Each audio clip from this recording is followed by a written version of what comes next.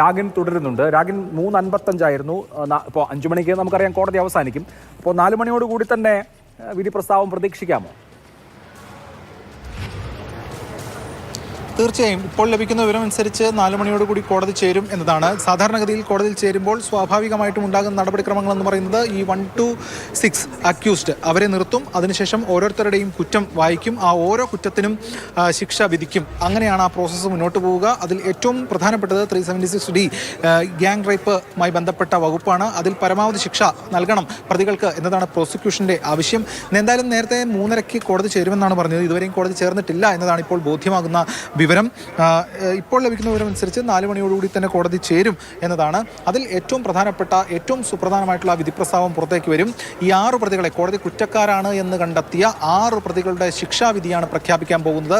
Pulsar Suni, Martin Antony, Manikandan, Vijeesh, അതോടൊപ്പം തന്നെ സലീം, പ്രദീപ്, ഈ 6 പേരാണ് പ്രതികൾ. അതിൽ പൾസർ സുനിയാണ് ഈ ക്രൂരകൃത്യത്തിന് നേതൃത്വം കൊടുത്തത്. ഇതോടൊപ്പം തന്നെ മാർട്ടിൻ ആന്റണി നടിയെ തൃശ്ശൂരിൽ നിന്നും ഇവിടേക്ക് കൊണ്ടുവന്ന വാഹനത്തിന്റെ ഡ്രൈവറായിരുന്നു. മണികണ്ഠനും വിജീഷുമാണ് ആദ്യഘട്ടത്തിൽ തന്നെ പൾസർ സുനിക്കൊപ്പം ടെമ്പോ ട്രാവലറിൽ നിലയുറപ്പിച്ചത് കറുകുറ്റിയിൽ. ആ ടെമ്പോ ട്രാവലറാണ് ഫോളോ ചെയ്തത്. ഈ ടെമ്പോ ട്രാവലർ നടിയുടെ വാഹനത്തിന് പിറകിലിടിപ്പിക്കുമ്പോഴും ഈ ആളുകൾ, അതായത് മണികണ്ഠനും വിജീഷുമാണ് ടെമ്പോ ട്രാവലർ ഉണ്ടായിരുന്നത്. നടിയുടെ വാഹനം ഓടിച്ചത് മാർട്ടിനായിരുന്നു. അതിനുശേഷം പിന്നെയും മുന്നോട്ട് പോകുന്നു. ആ ഘട്ടത്തിൽ തന്നെ മണികണ്ഠനും വിജീഷും നടിയുടെ വാഹനത്തിൽ കയറുന്നുണ്ട്. അതോടൊപ്പം പിന്നീട് ടെമ്പോ ട്രാവലറിൽ വന്ന് കയറിയവരാണ് പ്രദീപും അതോടൊപ്പം തന്നെ സലീമും. അതാണ് പ്രദീപും സലീമും നേരത്തെ ഈ ഹിയറിംഗ് നടന്ന ഘട്ടത്തിൽ, ശിക്ഷയിന്മേലുള്ള വാദം നടന്ന ഘട്ടത്തിൽ തങ്ങൾക്ക് നേരിട്ട് ഇതിൽ പങ്കാളിത്തമില്ല, തങ്ങൾ പിന്നീടാണ് കയറിയെന്ന് പറഞ്ഞത്. അതായത് ആക്സിഡന്റ് നാടകം ഉൾപ്പെടെയുള്ള കാര്യങ്ങൾ നടക്കുമ്പോൾ അവർ ഉണ്ടായിരുന്നില്ല എന്ന വാദഗതികളാണ് അവർ മുന്നോട്ട് വെച്ചത്. എന്തായാലും ഈ ഇതടക്കമുള്ള കാര്യങ്ങളിൽ ഇവരുടെ പങ്കാളിത്തം അത് വേർതിരിച്ച് പരിശോധിക്കേണ്ടതല്ലേ എന്ന ചോദ്യം കോടതി ചോദിച്ചിരുന്നു. അത് അത്തരത്തിൽ വേർതിരിച്ച് തന്നെ ഓരോരുത്തരെയും കാണണം, തങ്ങൾക്കിതിൽ പങ്കാളിത്തം ആ തരത്തിലില്ല എന്ന വാദഗതിയാണ് പ്രതിഭാഗവും മുന്നോട്ട് വെച്ചത്.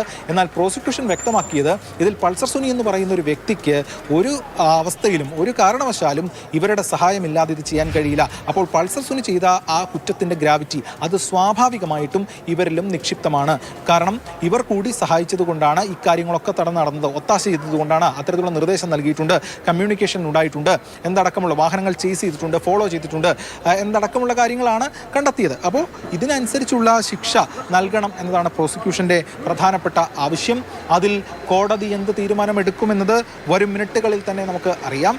ഇതോടൊപ്പം തന്നെ ഇവർക്ക് കിട്ടാൻ പോകുന്ന ശിക്ഷയ്ക്കൊപ്പം തന്നെ പ്രാധാന്യമുള്ള കാര്യങ്ങൾ തന്നെയാണ് ഈ കേസുമായി ബന്ധപ്പെട്ട് അറിയേണ്ട മറ്റ് ചില കാര്യങ്ങൾ കൂടി. അതായത് 1ഉം 8ഉം പ്രതികൾ തമ്മിൽ ബന്ധമില്ല, 1ഉം 8ഉം പ്രതികൾ തമ്മിൽ ലിങ്ക് ചെയ്യാനായിട്ടുള്ള തെളിവുകളില്ല എന്ന കാര്യവും കോടതി കണ്ടെത്തിയിരുന്നു. അതായത് ദിലീപും പൾസർ സുനിയും തമ്മിൽ ദിലീപ് നൽകിയിട്ടുള്ള കൊട്ടേഷൻ ആണ് എന്നതായിരുന്നു പ്രോസിക്യൂഷൻ കേസ്. പക്ഷേ അതങ്ങനെയാണെന്ന് സ്ഥിരീകരിക്കാൻ വഴിയില്ല എന്ന നിലപാടിൽ തന്നെയായിരുന്നു കോടതി എത്തുകയും അതോടൊപ്പം തന്നെയാണ് ദിലീപിനെ വെറുതെ വിടുകയും ചെയ്തത്. അപ്പോൾ സുനിയുടെ മോട്ടീവ് എന്തായിരുന്നു?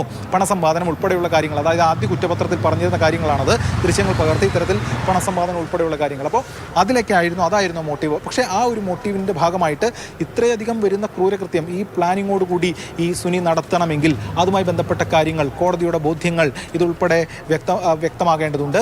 ഇതോടൊപ്പം തന്നെ പ്രോസിക്യൂഷൻ പറയുന്നത് സുനിയും ദിലീപും തമ്മിൽ അല്ലെങ്കിൽ നടത്തിയ ഗൂഢാലോചന, അതുമായി ബന്ധപ്പെട്ട കാര്യങ്ങൾ, അതിൻ്റെ ടവർ ലൊക്കേഷൻ, ശാസ്ത്രീയ തെളിവുകൾ, ഓഡിയോ ക്ലിപ്പുകൾ, കൂടാതെ ഈ ആക്രമണം നടക്കുമ്പോൾ രാമലീല സിനിമയുടെ സെറ്റിൽ നിന്ന് ദിലീപ് പോരുന്നു, പനിയാണെന്ന് പറഞ്ഞു പോരുന്നു, താൻ അഡ്മിറ്റാണ് ആശുപത്രി എന്ന് പറയുന്നു. പക്ഷേ ആശുപത്രി രേഖകളിൽ മാത്രമാണ് അഡ്മിഷൻ ഉണ്ടായിരുന്നത്, ഫിസിക്കലി അഡ്മിറ്റ് ആയിരുന്നില്ല. അത് സംബന്ധിച്ചുള്ള നിർണായക മൊഴി നേഴ്സിൻ്റെ ഉണ്ട്, ആ മൊഴിയടക്കം കോടതിയിലേക്ക് എത്തിച്ചിട്ടുണ്ട് തുടങ്ങിയ വാദഗതികളാണ് പ്രോസിക്യൂഷൻ പറഞ്ഞിരുന്നത്. പക്ഷേ അതൊന്നും കോടതി പരിഗണിച്ചിട്ടില്ല എന്നത് വ്യക്തമാണ്. എന്തുകൊണ്ട് പരിഗണിക്കാതെ പോയി, അതിനുള്ള കാരണങ്ങൾ എന്ത്, പ്രോസിക്യൂഷൻ എവിടെയാണ് പാകപ്പിഴകൾ സംഭവിച്ചത്, ആ പാകപ്പിഴകൾ സംഭവിച്ചു എന്ന് കോടതിക്ക് ബോധ്യപ്പെടുന്നത് എങ്ങനെയാണ് തുടങ്ങി ഒട്ടനവധി കാര്യങ്ങൾ ഈ കേസുമായി ബന്ധപ്പെട്ട് പുറത്തേക്ക് വരാനുണ്ട്.